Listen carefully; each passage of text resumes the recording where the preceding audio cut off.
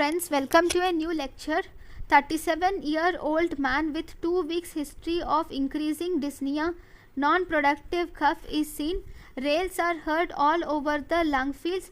WBC count is 11,130 per millimeter cube with differential count of 50% neutrophils, 4% band cells, 35% lymphocytes and 11% monocytes. Lung biopsy is obtained and it shows the following microscopic examination. The patient improves in over 2 weeks.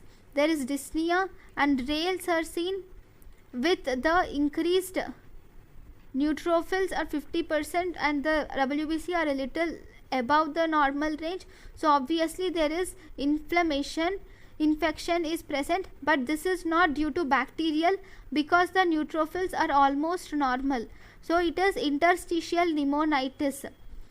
And even here, if you see in the microscopic picture, all the lymphocytes are all these leukocytes are present in the interstitial spaces rather than in the alveoli. Alveoli is normal. This is the interstitium which is showing those leukocytes. What are the infectious agents? They are mainly caused by viral causes. Thank you for watching.